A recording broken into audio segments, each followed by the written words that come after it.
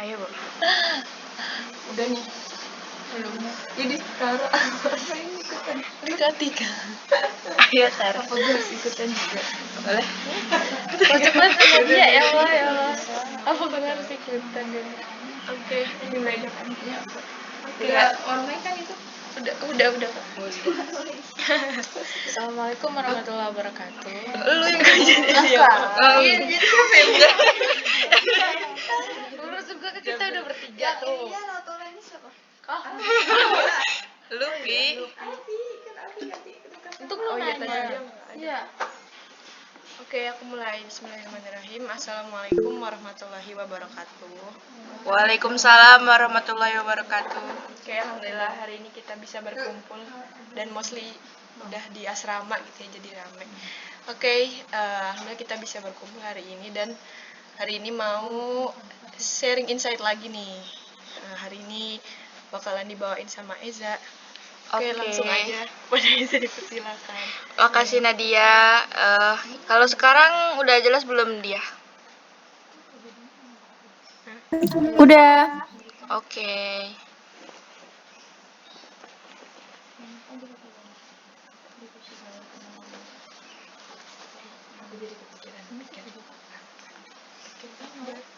Udah kelihatan nggak?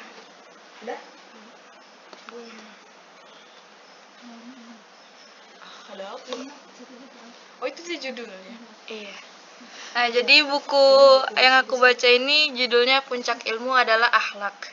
Untuk covernya itu ada di pojok kiri bawah itu. Kecil banget.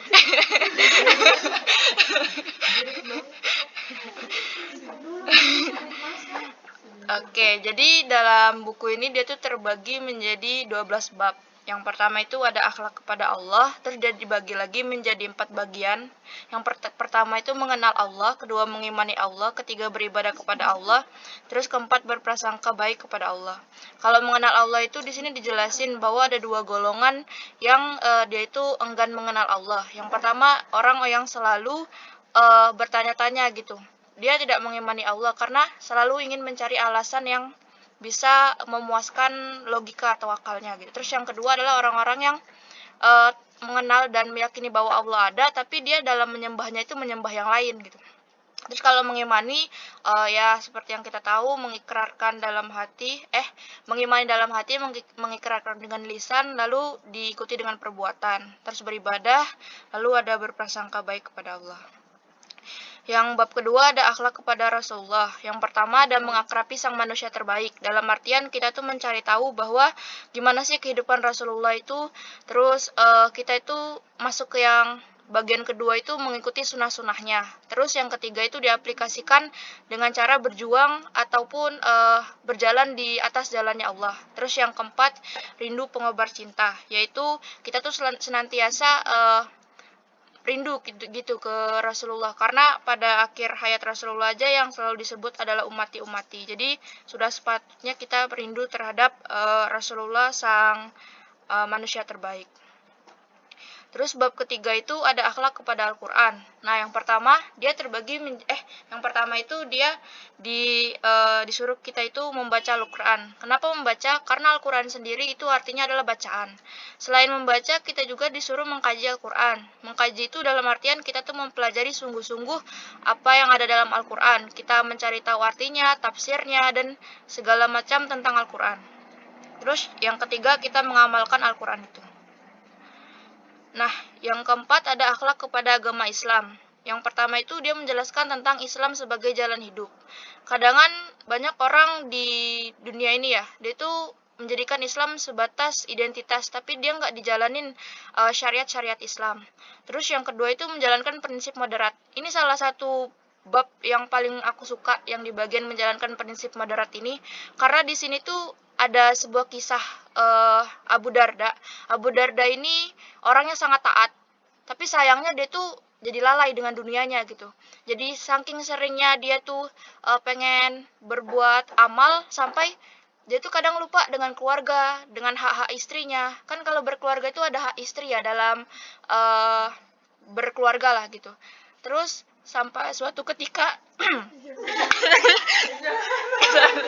sorry. ketika itu ada Salman Al Farisi itu menyadari gitu bahwa Abu Darda ini sudah keliru dalam beragama gitu, sampai Salman Al Farisi ini menjalankan suatu misi. Dia tidur di rumahnya Abu Darda.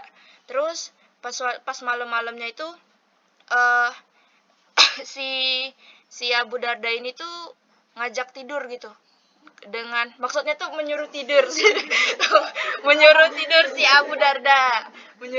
Abu Darda, tapi terbalik, Abu Darda menyuruh tidur Salman Al Farisi.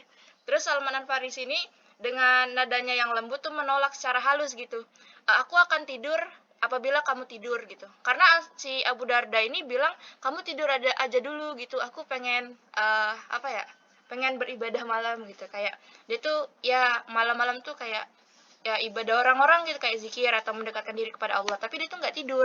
Maka dari itu Salman ini bilang, aku akan tidur kalau kamu tidur juga. Akhirnya karena menghormati tamu, si Abu Darda ini tidur. Terus esok harinya dia bangun dalam keadaan yang sangat bugar. Terus si Salman Al Farisi disuruh makan sama si Abu Darda. Si Salman Al Farisi ini menolak lagi, aku akan makan apabila engkau juga makan. Akhirnya si Abu Darda karena nggak enak sama tamunya, dia juga makan. Setelah pulang, si Abu Darda ini kesal gitu. Si Salman ini kayaknya menghalang-halangi aku untuk berbuat baik kepada Allah gitu, berbuat baik dan mendekatkan diri kepada Allah. Lalu si Abu Darda mendatangi Rasulullah untuk mengadu gitu. Ya Rasulullah, katanya, si Salman ini tuh udah menghalang-halangi aku dalam berbuat baik, katanya. Terus dijelasin kan, ceritain sama si Abu Darda. Terus si Rasulullah bilang gini, kayak, apa yang telah dilakukan oleh Salman Al Farisi itu adalah benar, karena di dalam hidup ini ada hak Allah, ada hak keluarga, dan ada hak orang lain juga. Maka penuhilah semua hak itu, gitu. Terus kalau yang bagian 3 ini menjadi pribadi yang toleran, dimana kita itu dalam berkehidupan itu harus menjadi pribadi yang toleran. Terus yang kelima ada akhlak kepada orang tua. Nah, fun fact-nya, akhlak kepada orang tua itu merupakan perintah setelah tauhid gitu. Jadi setelah kita disuruh mengimani Allah, setelahnya itu adalah akhlak berbakti kepada orang tua gitu. Terus kita tuh tidak bisa membalas jasa mereka. Dalam buku ini tuh dia tuh banyak mencantumkan tentang kisah-kisah gitu, yang kita tidak bisa membalas jasa mereka. Ini dia tuh mencantumkan kisah Uwais kalau nggak salah, atau siapa itu yang dia membawa ibunya ke haji atau umroh itu. Nah, sampai akhirnya bertanya kepada Allah, tapi Rasulullah bilang bahkan kamu tidak bisa membalas satu tetes darah pun gitu. Cita-cita yang tertunda. Nah, jadi orang tua kita tuh adalah orang yang sangat peduli dengan kita, sampai cita-cita mereka atau keinginan mereka tuh mereka akhirkan. Jadi sepatutnya kita ketika kita sudah berlimpah materi ataupun sudah berkecukupan, itu kita membalaskan atau mewujudkan cita-cita orang tua yang tertunda. Lalu yang keenam ada akhlak kepada keluarga. Bagian pertama itu dikatakan bahwa kita berakhlak kepada keluarga itu merupakan ciri pengikut Rasulullah. Rasulullah sendiri itu sangat sayang dan mengasihi keluarganya. Terus kayak walaupun Rasulullah ini tuh banyak kerjaan gitu ya istilahnya, tapi Rasulullah tuh nggak pernah lupa dengan keluarganya. Dia selalu mengasihi istrinya, selalu ketika istrinya marah dia membujuknya, yang kayak gitu ya. Banyak kisah-kisah yang cukup mengenyuhkan hati lah di dalam sini. Terus yang bagian kedua itu madrasah pertama dalam kehidupan, yang nggak bisa kita pungkiri ya, bahwa keluarga itu jadi tempat belajar pertama bagi anaknya ya. Terus yang ketujuh ada akhlak kepada guru.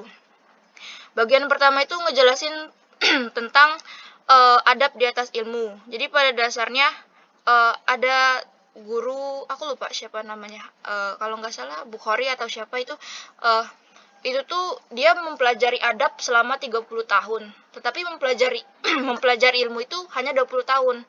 Itu tuh menjelaskan bahwa adab itu lebih tinggi daripada ilmu gitu.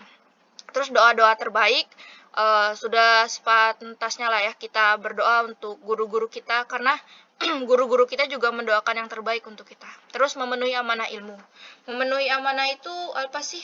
Jadi memenuhi amanah ilmu itu bukan sekedar kita mempelajari tentang ilmu, tapi juga memenuhi amanah ilmu adalah mengaplikasikan apa yang sudah kita pelajarin tentang ilmu itu. Kita mempelajari suatu ilmu, tapi kita belum mengaplikasikannya. Sama aja seperti ibarat nutrisi yang dalam tubuh kita, tapi nggak kita pakai energinya gitu, belum terpakai. Terus yang kedelapan adalah akhlak kepada saudara. Yang pertama, berlaku adil sejak dalam pikiran. Di dalam bagian ini tuh ngejelasin ada sepasang suami istri bernama Abu Uyun dan Ummu Uyun kalau nggak salah itu namanya. Ketika terjadi fitnah kepada istri Rasulullah itu, istri Rasulullah yang Aisyah ya kalau nggak salah, yang waktu di perjalanan itu tuh si suaminya bertanya kepada istrinya, wahai istri, katanya, kalau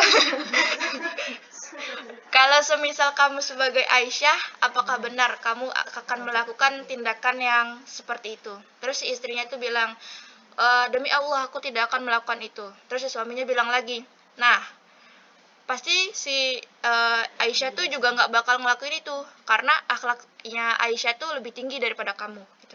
Terus si istrinya juga berbalik tanya kepada si suaminya, wahai suami, kalau kamu jadi yang siapa ya, yang laki-laki itu, apakah kamu akan bertindak seperti itu kepada istri Rasulullah?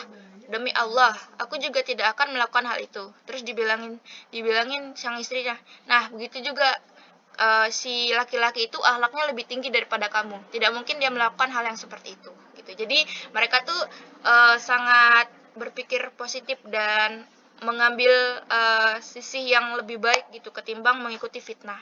Terus yang selanjutnya itu saling balas kebaikan. Nah jadi ketika di bab ini nih itu tuh menceritakan ketika Rasulullah dilempari batu sampai berdarah, dilempari kotoran, Rasulullah tuh enggak berdoa untuk azab kepada kaum itu. Malah Rasulullah tuh bilang gini, aku itu diutus sebagai pembawa rahmat, katanya itu kan. Aku bukan diutus atas sebab terjadinya suatu azab gitu. Terus akhlak kepada tetangga. Nah, ini yang bab pertama itu berbuat sebagaimana ingin diperlakukan, yaitu menjelaskan bahwa kita itu melakukan saudara itu sesuai. Misal kita mau dilakukan apa, kita juga harus melakukan itu kepada saudara kita gitu, tetangga kita. Terus yang bab kedua itu kepedulian bagian dari iman. Nah ini Imam Bukhari kalau nggak salah. Jadi Imam Bukhari itu dia tuh satu rumah tuh kayak kita nih. Imam Bukhari itu tinggal di bawah, terus ada tetangga Yahudi atau Nasrani itu tinggal di atas. Nah, suatu ketika itu si imam ini sakit dan tetangganya menjengukkan. Terus tetangganya tuh ngeliat bahwa di rumah itu ada kayak anggaplah ember yang mau wadah untuk netes-netes air dari atas, dan itu tuh najis kayak kotoran ya, yang air yang nggak bersih. Terus ditanyain, sejak kapan itu wahai tetanggaku imam gitu kan. Terus imamnya tuh kayak nggak enak mau bilang gimana ya, katanya dia kayak gimana ya, kalau orang yang berilmu tuh berakhlak tuh kayak gitu ya kan, kayak nggak enak gitu ngasih taunya bahwa itu kan suatu aib ya, karena yang keluar itu tuh dari rembesan yang tetangga atasnya itu bukan air bersih tapi air yang ada najisnya yang gitu-gitu. Sampai akhirnya karena didesak sama tetangganya itu si imamnya baru bilang bahwa ini sudah 20 tahun gitu. Terus kaget lah tetangganya tuh kan, kenapa kamu tidak kasih tahu gitu kan, kalau gitu kan aku jadi nggak enak. Ya karena si imam itu bilang, karena aku nggak enak sama kamu, di agama kami diajarin untuk berakhlak kepada tetangga gitu kan. Wah, langsung terenyuh lah si Yahudi atau Nasrani ini, sampai akhirnya hidayah datang ke dia gitu. Terus ada akhlak dalam bekerja. Jadi bekerja itu dalam komitmen bahwa bekerja untuk ibadah, dalam artian kita menjauhi apa-apa yang sekiranya dapat membuat dosa gitu. Terus yang ke-11 ada akhlak dalam berniaga, halal mengundang berkah. Di sini juga diceritain tentang sebuah kisah gitu. Terus tujuan yang lebih berharga dari materi. Jadi keberkahan itu lebih baik daripada sekedar keuntungan uang gitu. Terus ini ada akhlak dalam memimpin. Nah ini seru sih ceritanya. Jadi ada Muawiyah atau siapa gitu namanya, dia tuh seorang pemimpin dalam kaum itu. Terus datanglah seorang lain, Abu siapa gitu. Terus si abunya nih bilang, Assalamualaikum ya Ajir gitu. Apa artinya? Assalamualaikum ya Ajir itu berarti salam untuk kamu wahai orang yang diberi upah gitu kan. Orang yang ya diberi upah gitu. Ya intinya gitu. Terus ada orang lain yang bilang kayak asal dibenerin sama orang lain yang lain datang itu kayak Assalamualaikum ya Amir.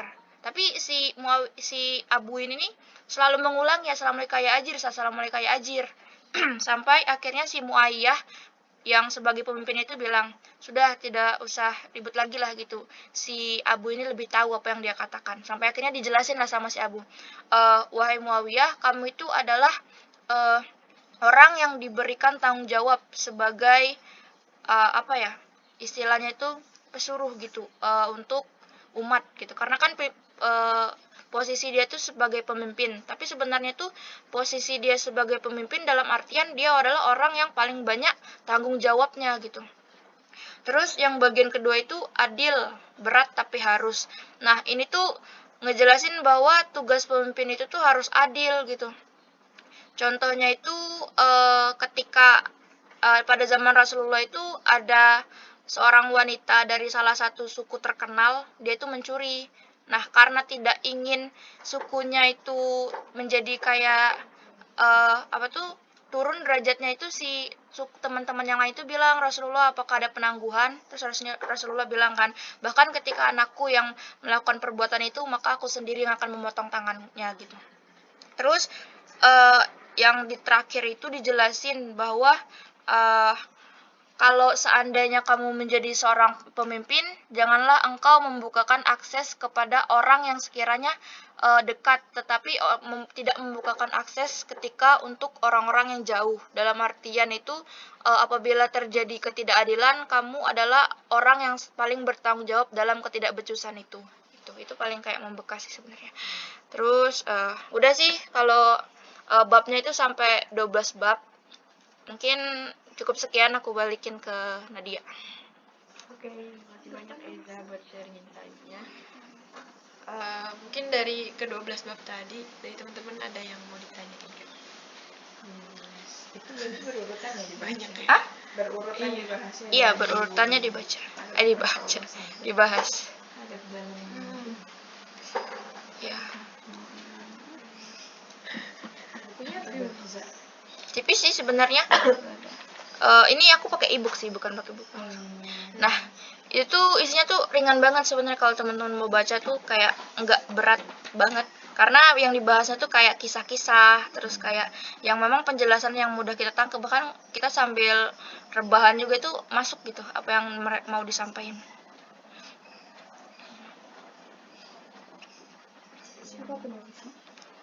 Ini fun fact-nya di dalam buku ini tuh si penulisnya tuh bilang yang di bagian bab apa ya, bahwa dia itu adalah sarjana keperawatan.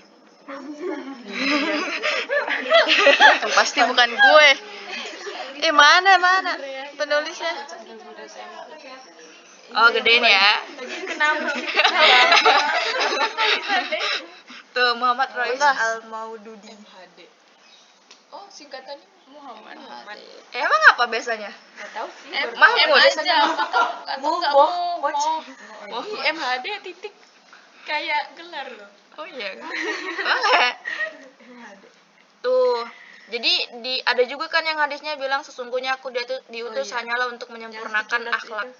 Jadi di dalam sticky note-nya nih sama semua isinya. Itu lagi itu quote dari tiap itu Enggak, memang biar di highlight aja sih.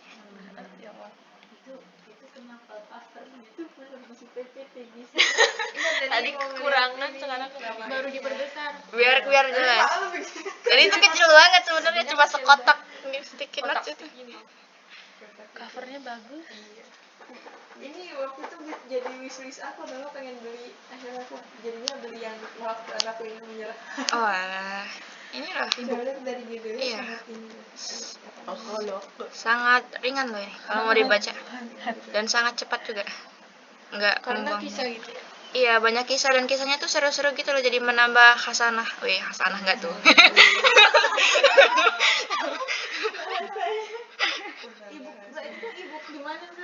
Apa ebook gimana? Aku beli di Shopee. Aku beli di Shopee. Semua ibu di Shopee itu harganya 2.000. Oh iya ya. Iya. Ada. Aku baru selesai dengan Shopee. Aku nggak tahu sih. Aku 2.000 biasanya. Jangan suzon loh, kita suzon ya. Nggak ada buku 2.000. Terus gue liat di Shopee ada cuma 2.000, pas gue liat ibu dan itu KW.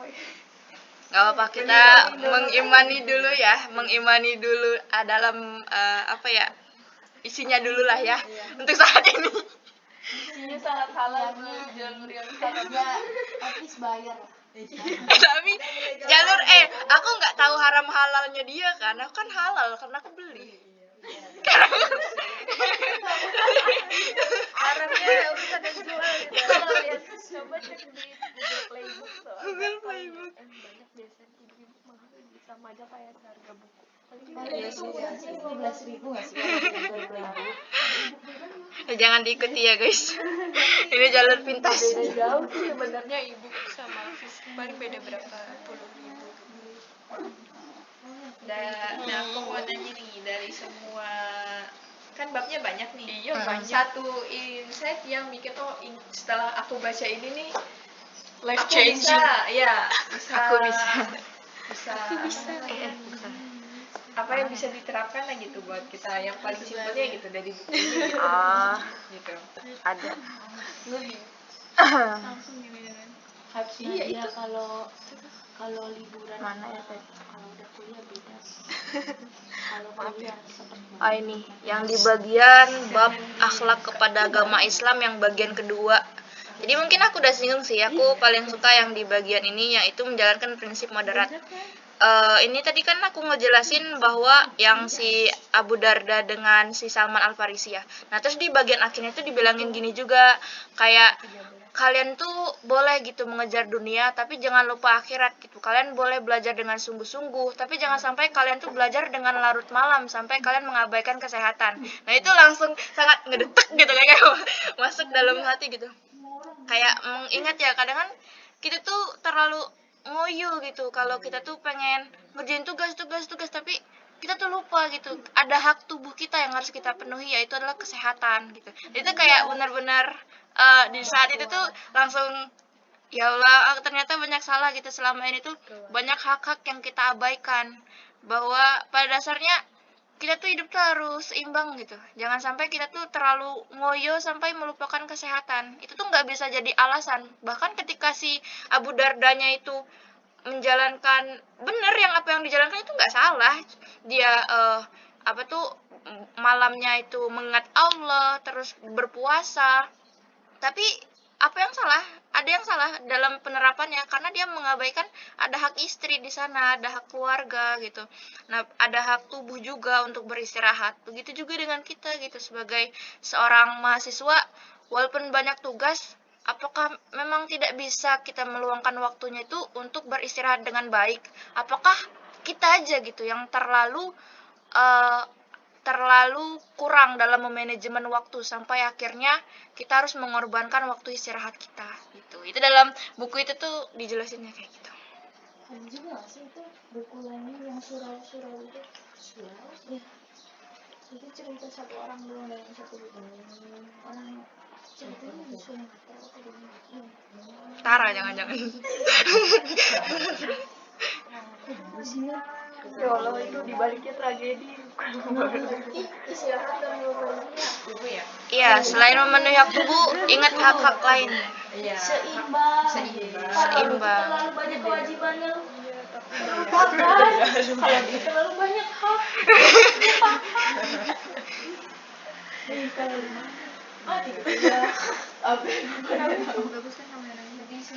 lumayan sih. Jadi ada penyimpanan antara hak dan juga kewajiban. Kalau kita yang mau menuntut sesuatu, pasti juga ada hak yang mesti kita tunaikan juga. Kita menuntut tubuh kita untuk bekerja lebih keras, kita juga harus menunaikan hak tubuh kita dengan lebih keras juga. Ya, minimal makan, istirahat, tidur. Ini cocok banget. Ini harus dibaca sih bab ini sih. Ini harus dibaca sih. Belinya besok lagi pingsan. Besok Besoknya lagi muntah. Vokasinya muntah dulu, habis itu di vokasi dipanggil. awal berubah ya awal ya. Jadi lebih baik awal. Iya, ya insya Allah. Lu yang jadi di sini ntar gue Nggak terulang lagi ya awal ya. Insya Allah. Ain tuh kayak orang bahagia Sekali. ajakin lah ke Malang sih. Ada lagi nggak aja? Nah aku pengen bahas yang soal itu tadi yang terakhir tuh apa?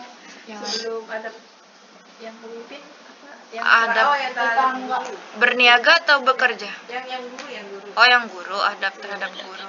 Ya apalagi yang mana juga adab dia. Oh, ini. Adab di atas ilmu. Apa sih kan nggak tadi? Yang adab di atas ilmu yang bagian pertama itu ngejelasin seorang imam besar yang dia belajar adab selama 30 tahun sedangkan dia belajar ilmu itu cuma 20 tahun. Terus yang doa-doa terbaik itu tuh hendaklah kita mendoakan guru-guru kita. Dan kalau bisa kalau kita udah berlimpahan harta dan ada guru kita yang ekonominya rendah itu kita harus membantu gitu sebagai bentuk akhlak terhadap guru. Terus memenuhi amanah ilmu adalah mengaplikasikan ilmu yang sudah kita pelajari dan juga menyebarkannya. Karena kan salah satu yang tidak terputus ketika kita sudah meninggal adalah ilmu jariah gitu.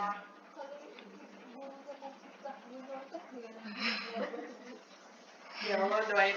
Nah itu balik lagi ke yang Rasulullah tadi yang mendoakan si gurunya biar jadi lebih baik. Karena lu diutus ke sini sebagai sebagai pemberi azab. Iya. Jahat banget ibunya. Temen gue nyontek ya. Itu ujian cobaan sebenarnya. Jahat tapi Lu doain semoga anaknya, cucunya, cicitnya nggak ada yang pernah mengalami kayak kita. ada lagi satu lagi nilai gue diturunin nilainya menaiki Ya, lu doain juga biar dosanya nggak ulang. Ini pesan dari Kak Nisa. Jadi aku waktu itu pernah nanya, Kak, gimana caranya ketika aku itu sakit hati atau baper dengan orang lain gitu ketika dalam jalan dakwah. Terus Kak Nisa tuh bilang gini, mentornya Kak Nisa atau temennya Kak Nisa gitu pernah bilang gitu, murabi lah, bahwa ketika di jalan dakwah ini ya, kan kalau belajar tuh jalan dakwah juga kan, dalam juang kita kan. Nah, ketika kita berada di dalam jalan dakwah ini, ketika kita mengambil hak untuk sakit hati, maka sejak saat itu juga kita tuh mendapat kewajiban untuk memperbaikinya gitu. Jadi ketika lu sakit hati, lu tuh dengan guru lu tuh, lu harus memperbaiki guru itu. bilang gue diturunin ya dia udah bilang bu saya gak nyontek Karena lu udah mengambil hak lu sakit hati, jadi lu udah ada kewajiban untuk memperbaiki itu. gue udah bilang ke ibunya saya gak nyontek ibunya gak percaya terus ya udah gue buktikan dengan gue nilainya lebih bagus daripada temen gue itu Dari tambah dipitnah nyontek. Memperbaiki diri lu.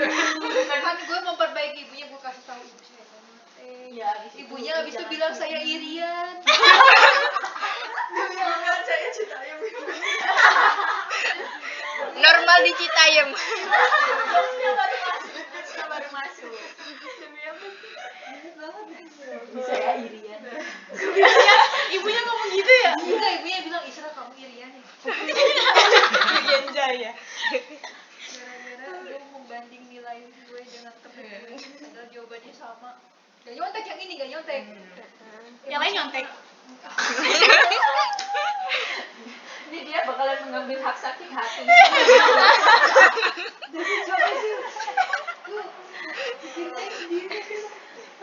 ya ntar apa jadi kebijakan berarti ketika kita berapa ya benar sih udah mengambil hak sakit hati itu berarti kita ada kewajiban bukan apa sih bilangnya ada kewajiban Secara untuk bersamaan. memperbaiki itu, ya kan berarti ini berlaku tuh bisa diterapkan juga sih di BEM gitu kan misalnya kita udah sakit hati gitu nih sama ini kan kita perbaikannya nggak mesti lewat misalnya kalau nggak bisa lewat secara perbuatan kita kan bisa didoakan gitu kan semoga kedepannya jadi baik Tiap kali berangkat pembinaan begitu, semoga besok-besok nggak ada, nih tiba-tiba tetep aja dia tiba-tiba. ya perubahannya mungkin bukan kita yang merasakan ya cuma besok ya kasihan tuh masa gue harus bener-bener solidar pokoknya harus kayak gue kayak gini kasihan anak-anak tuh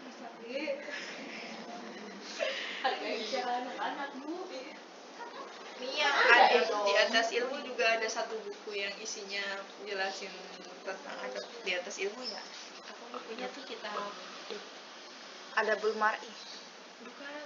Kalau di kakakku pernah bilang tuh ada kitab-kitab yang isinya tentang adab tuh namanya ada Bulmari. Cuman aku nggak tahu sih kitab apa ya. Aku belum pernah buka sih. Iya, aku lupa cuma judulnya agak panjang. Ini biasanya dibahas tuh di pesantren sebelum kayak di tahun-tahun awal gitu. Nah, sebelum Beda-beda kali ya kitab yang dipelajari kali ya. Emang ada yang ada tuh yang bagi-bagi BH. Astagfirullah. Ini mau gua upload tahu ke YouTube. Ya lu cut stop aja itu. Udah ngomong begini kemana-mana. Oh, ini kamu rekam itu? Iya, nah aku record. Oh ya, share aja channel YouTube. Iya, aku biasanya upload di YouTube lah. Oke, jadi aku itu ya. Iya.